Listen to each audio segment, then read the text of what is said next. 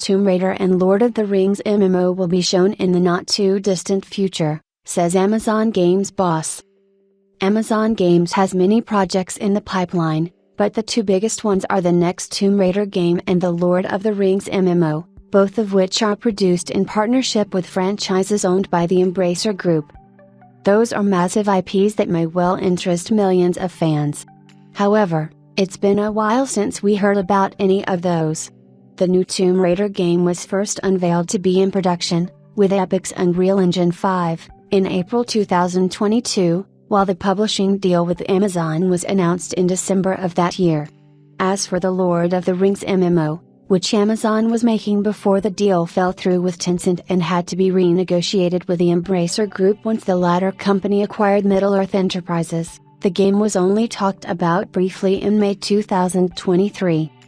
When can players expect to see them? According to Amazon Games boss Christoph Hartmann, recently interviewed by Variety, it shouldn't be that long, although neither project will be rushed. It's not going to be tomorrow, but it's not too far away. As I said, we're getting into a much more regular cadence of shipping games.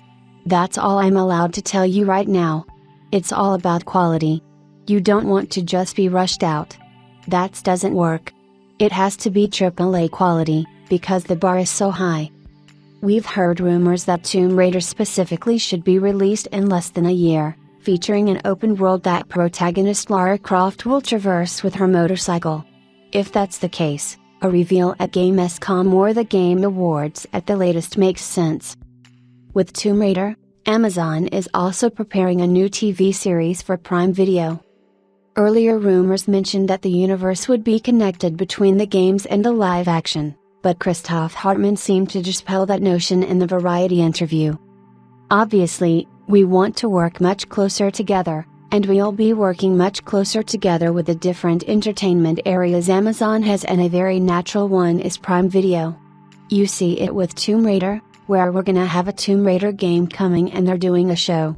And some people say, oh, will they be linked together? And I give them the example, look at Spider-Man. There's amazing games. There's great animated content, there's great live action, and everyone seems to be very happy with that. So it does not need to be always that everything is mingled together, but it's really one brand, which really just shows for me why transmedia nowadays is so important, and how games is such a vital part. As for the Lord of the Rings MMO, it may well be too late for that project to be intertwined with the TV series, which is getting its second season soon. As a reminder, we don't know much about this game other than it'll be based on an enhanced version of the New World engine, albeit with different priorities due to the specific intellectual property. Overall, Hartmann said Amazon now has 8 games in development, with the publisher aiming to get 2 or 3 out in a given year. This year's titles are probably Throne and Liberty, out on September 17th on PC and consoles, and New World, Eternum, slated for October 15th on PC and consoles. Amazon also announced deals to publish Bandai Namco Online's Blue Protocol, although the studio is in a dire financial situation and the game hasn't been mentioned by Amazon press releases in a long while. The next games by Glowmade, Disruptive Games, and Maverick Games, and 2 projects in development at the internal Montreal and Bucharest studios.